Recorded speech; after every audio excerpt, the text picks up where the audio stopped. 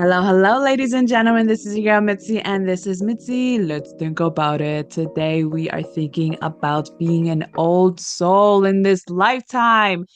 Oh my goodness, how many times have I encountered individuals who feel this way? I mean, even myself, you know what I mean? Even myself, I can claim this, but I have a lovely guest here, Chris, who is going to join me and so that we can think about this topic more in depth. So, Chris, thank you so much for coming today on my show. How are you doing today? I'm great, Mitzi. Thanks for having me. Good, good. So let's just dive right in.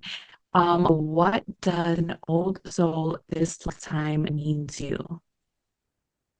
It means so much, but it really is about the awakening process in this lifetime. I mean, I'm sure you like many of us are noticing just how many people are awakening and expanding, and we're really lifting the consciousness, right? And old souls in previous lifetimes may or may not have woken up, and it's also not guaranteed that everyone is going to wake up in this lifetime. However, they're making such change and progress in this lifetime, balancing karmas, undoing patterns, breaking generational curses. There's such an expansiveness in this lifetime. Yeah, that's very true. I really like how you brought that up, how it's transitioning, and some people are just not gonna be awakened or have that awakening of just acknowledging that there was something more than what I am experiencing right now in this moment. And why do you think it's hard for people to grasp this concept? Well, I think it's really about cognitive dissonance, right? We can only grasp what we understand or are willing to understand. And if you have an openness to you, then you're going to be more expansive just in your own mind, right? The brain, the mind, it's like an onion, there's layers and it peels apart. And that's really how our awakening process works. So if we are closed off to ideas, then we're going to be closed off to this process. So it really is a matter of how you are as a human, how open you are as a human, how compassionate you are and open to others, especially differences and things you Yeah. don't know or understand. So the more you can just be this open soul, this open being, it will really put you in an an advantage in this lifetime because you are allowing yourself to learn and to grow. Yes. Yes. Yes. I love that last part. Allowing yourself to learn and grow. Goodness, that's a powerful statement in just those words because people don't realize when you allow yourself to learn and grow, oh my goodness, it expands your mind and your just overall well-being in a way. It's like, how dare I be selfish with not yearning for learning? Exactly. So I'm curious. Earlier you talked about it, the process of doing this, of the process of just acknowledging and awakening. What entails in that process? I think it is very individual, right? I mean, in my experience, it really relates to trauma and healing. And I work with a lot of people that have dealt with trauma, especially childhood trauma, and getting to a place of healing and forgiveness and love, really. And it's the self-love, is when we're able to love ourselves, then we open ourselves up to more love. So I think it's like I said, an individual process, but when we take those small steps for ourselves, it really just over time, we notice the impact. Yeah, that's very true. I think that's how it started with me because I just realized that I came to a point where I needed to learn to love myself again. And I took little increments and I started doing little things that made me feel loved, and more things within myself just revealed itself, and I think that's the beauty with our mind. You know what I mean? It's so Yeah, complex. Like the brain is so complex and it holds so much information, and we barely touch the surface in what it actually does and how it operates. We have an idea, we have a map, but at the end of the day, we don't know the little details of what it's holding, and what absolutely. it's truly capable of. So it's really interesting to think about that and just to ponder on the possibilities of what if your brain is just waiting for you to catch up. And Yeah, that's a half really of good the way to put time, it. Yeah, and half the time that's what it is. I mean, we are just waiting for ourselves to get to that point where we are ready to know the truth or know the reason. And I think it just takes time. So I guess what is your opinions on our concept of time, if you don't mind me asking? Well, I think time is an illusion, right? And when we could really conceptualize that, like, what does that mean? We are able to allow more because I think, time is very earth-based. It's a very human element, Mhm. and it can control us if we let it. Yep. So if we can recognize that time does not have to control us and that it just is, we open up a lot more for ourselves. Yeah, exactly. Exactly. We open up a lot for ourselves. Goodness, it makes us think about how we are literally setting up our own walls. And people do it all the time. You know what I Yeah. mean? So we entrap ourselves in these forts that we expect somebody to just break in and love us and just know how to love us. Like, no, nobody's gonna break into a fort if it looks dangerous or they're gonna get killed coming towards it. You know what I'm saying? Like nobody does that. And we don't realize that. But the way you just put it, it is that instinctively the way that I seen it, and it's amazing how when we allow ourselves to think in that manner, the possibilities that come out. But I'm curious, what is your opinion on the difference between a free spirit and an old spirit?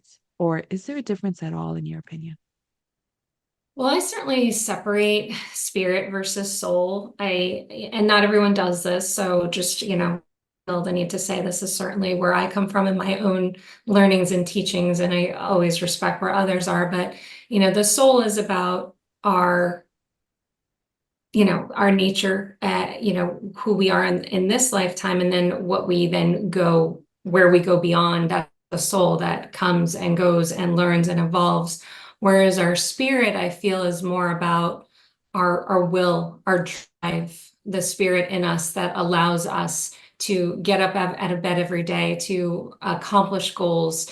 And our spirit can be broken, and as well as the soul. There are fractures that could happen to both. But to your answer about age, uh, I think there are varying ranges of ages of souls. And we're all here for different reasons. We all encounter each other for different reasons. And old souls tend to have a little bit of a personality to them that make them stand out a bit. It's a little easier to see in children.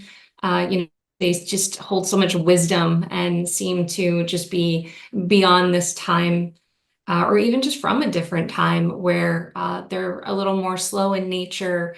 They're going to savor moments more. They just have an understanding. Younger souls tend to be more ambitious when it comes to striving for money and fame and fortune, that kind of aspect. An old soul, not that they won't in some ways maybe want, I think most of us would like to be monetarily comfortable, but that doesn't seem to be the primary goal for most old souls. But there's definitely a range, and there's different personality aspects, but it's really about, you know, why we're here, why we choose to be here. And supposedly there's a very long line of souls just waiting to come here. And so many of us are like, really? Why? And it's because there's so much to learn and grow, as because Earth is so hard. It is considered one of the hardest planets. We grow immensely as souls, and is a lot of why we sign up for it. As difficult as it can be, it's kind of like taking AP classes, and you're like, oh gosh, that was hard, but I did it, and I've made it. Yeah, yeah, that's funny. So, do you consider yourself an old soul? And Oh, absolutely. when did you realize you're an old soul? I think, like most old souls, were told at young ages. I was told quite a bit when I was younger, and just old souls often feel like they do not fit. And I certainly never felt like I fit in my family. And I have often been in situations where I don't feel like I fit. But the one thing that really stood out to me was I forget exactly how old I was, but maybe around 7 or 8 years old.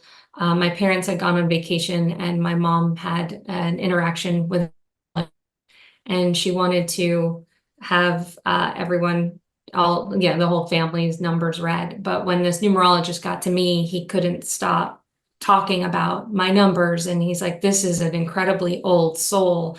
And he's like, I've never seen numbers like this. And he was just, very excited about me. And she was just more shocked by it. So she often in my life retold that story. And I believe many of us, when we're told we're old souls, we are retold over and over as a reminder because there's something for us, there's a message for us in that. Yeah, I like that. I like the fact that you said that there was a message there for us because we don't realize that there is a message until sometimes later on. You know what I Much mean? later. Because we are fixated by conforming, you know what I mean, and being part of the now that we are Yes. in, that it sometimes entraps us. You know what I'm Yeah. saying? I mean, if that makes sense. Yes. So when you finally grasp that there's a message, there's a reason, there's a bottom line that we need to grasp for this moment, then it allows us to just be like, breathe, let go. And when you let go, the shackles truly come off. When I say Yes. that, it just feels like a type of freedom that allows you to walk around this earth and around this time frame and in this now in such a perspective where you are grateful, you have more compassion and empathy, and when changes or big scares like comes forth, it's like okay, it's just another one. You know what I mean? Yeah. It's another war, it's another death.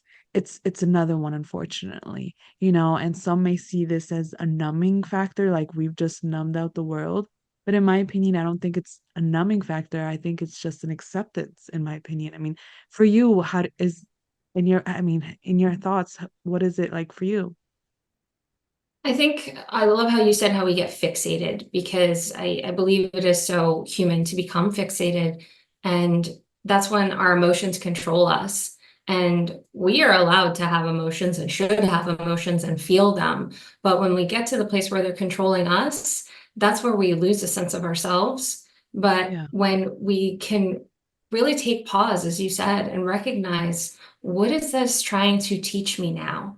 And this is not to suggest that that's easy. When things happen and they hurt, it sucks. And I don't want to ever undermine anyone or their experiences because uh, it doesn't mean you should dismiss it and not feel. It just means you have to face it, feel Yeah. it. Now that you're feeling it, how are you going to work through it? And what are you going to do to push past it to get yourself to a more advanced version of you? Because ultimately, that is what happens when we go through things, good or bad. We are evolving into a different version of ourselves. Yeah, I like that. I like that last part, especially evolving to a different version of ourselves. Goodness, it is not said enough how we evolve and how it's good to evolve. You know what I Yeah, mean? Yeah, change is good, but evolving is so much different. It's on that different level. Like you can change your environment, but it doesn't necessarily mean you have evolved from your environment. exactly. And that's the reason why a lot of people get stuck, especially when they come out of prison. They have that prison mindset because they haven't evolved out of that prison environment. Yeah. So it's truly something to think about. Really something to think about. Thank you. Goodness, this has been such a great conversation. I really didn't know where it was going to go. You know what I mean? It's a topic that can really go anywhere. And so far, I'm really happy the direction that's going. Yay, us. Yeah, I love it. Thank you. Yeah. Little praise. Anyways, I'm curious to know your thoughts on this quote. I'm obviously a fanatic about quotes. I think they hold such a greater meaning underlying the words. So I want to know your opinions when you hear this quote. Quote goes, we don't need to be wise beyond our years. All we need is to be wise beyond our fears. So when you hear that, what does that make you think about? I love that so much because I believe, back to your word fixated, I think our fears we can become fixated on and they can control us because when we have a reaction, especially a negative reaction, it usually connects to a fear and it stems from that fear. So we become scared, become anxious of, oh no, what if that happened again? Because it's reminding us of a past event. We can really understand our fears better and how they can limit us. Like that is truly a powerful thing that we can do for ourselves because then our fears don't control us and they can guide us in a way like, hey, this is a limiting factor for you or a limiting belief. And are you willing to face this? Are you willing to work with this? Because sometimes our fears aren't meant to be overcome. We're meant to partner with them and Yeah. work with them. Yeah, I really like that. We really are supposed to work with them. The problem is that we don't even want to deal with them. We don't even No, want to acknowledge them. We no. want to just shove them in a box and call it a day. You know what I mean? Like, Yeah, yeah, no, thank you. But it doesn't work like that. Unfortunately, it doesn't work no. like that. It's truly like the saying, it's a ticking time bomb because eventually we will have to deal with them no matter if you're ready or not, so you might Yeah, as well do it yourself so that you can ease your way in and realize it wasn't that bad because we can build things up in our mind to make things seem more intense than what it is. So when we yes, interact with it, it's like paralyzing because one, it's not how it really is, and two, you're disappointed because it's not how you hyped it in your mind, exactly. so it's truly amazing how our mind works. It truly is when we take a second to just think about it. So I'm curious, if you could tell your younger self anything, what would you tell your younger self? Oh, a lot. But if I could simplify it, I would let her know it gets better. It's get better. Yes, Yeah, it does get better, doesn't it? it Right? does. I know. I would tell my younger self that too. It gets better. Give yourself time. It's okay. Yeah. Yeah, a lot of time and a lot of healing, but oh yeah, I mean, but that gosh, that's just inner child work. It's just giving that little girl a hug and letting her know, we've got this, we're okay, and I've got your back now when no one else did. And it's just yeah, there's I think just having that feeling of if I could have just known that eventually things were going to work out, things were going to be okay. And all because I took steps to heal and, wouldn't have looked outside of myself for something to save me or fix me or help me, that ultimately I had the power. Exactly. I have the power. I wish they made a Disney movie on that. You know what I Oh, so mean? When we true, were right? growing up, we watched all those Disney movies where they were saving the girl or they were saving somebody. That was the goal, is to be Yeah, saved. And that's why we have this fixation of just so true. finding that Prince Charming or finding that superhero. But in reality, no. Yeah. We are super ourselves. So what if you could have any superpower, what would your superpower be and why? Healing, healing. Oh, healing. That's a good one. I haven't heard that one. I Healing. mean, What I would you do already with work as a healing? healer, but when you think of like healing and what everyone thinks, and especially, we're in a society where everyone wants that instant cure, right? But I want, I feel healing, is a mind, body, spirit thing. So what if you can heal someone by giving them perspective and not necessarily taking away their pain, but showing them what it's doing for them or helping them just recognize, I think, gosh, it's interesting that even if you don't change something, but you change perspective, how that in itself can be healing. Yes, exactly. You can have the same environment, same job, same daily Yeah, routine, but if you just change that one perspective that's yeah, like a worm, just kill the worm and just allow it to just heal again. And goodness, the perspective truly does change because sometimes yeah, it works in mysterious ways. Oh my goodness. And it's addicting because once you start healing, you realize, oh, I could probably fix this part. And then you realize you did and you can. And it's like, oh, that means I could go here too. So it's like you're scavenging through yourself. And I think that's one thing that people forget is looking back at themselves. You know what I mean? I Reflecting agree. back on who they are, why they are, what they are, you know what I mean, where they're going. They're so caught up in this, what is it called? It's this big thing now where people feel like they're free, they're missing out. What is that called? FOMO. Yes. And I don't understand that concept. Like why? And I feel like I see it all the time with my nephews and nieces, and Where it's like being bored is not right because I feel like being entertained, they're gonna enjoy something or value something, but it's like not really. You guys don't value much. You know what I mean? Sometimes those boring moments makes the real moments valuable, and it just you cherish those and like, yes, that was so nice. Yes. Yeah. Like Boredom I breeds creativity. That's how right? we create, boredom is good. Go sit in a room. There's actually a famous psychic by the name of Gordon Higginson. His mother was also very intuitive and was guided to help guide him. And one of the things she would do, and this is going to sound terrible, but she would put him in a closet and say, "Don't leave until your spirit." And he would just sit there. I mean, talk about being bored. You're being shoved in a closet. And granted, he was, apparently treated well, but we hear that you think, imagine shoving your child in a closet. But he went on to become not only an incredibly great psychic, but a great clairaudient. He could really hear things like where he knew people's, addresses and, names and just would have very specific information, all because he took those moments of pause, many moments of pause.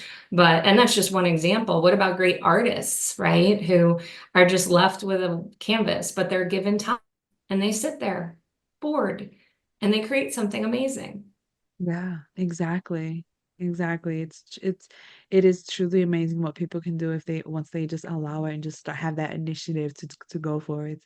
So Exactly. I would like to know what can be some lasting words of wisdom that you can leave us off with. Even though this conversation has been such a great time, I feel like we have so many great points that people can just continue on thinking for the rest of their days. But what can be some lasting words of wisdom you can leave us off with?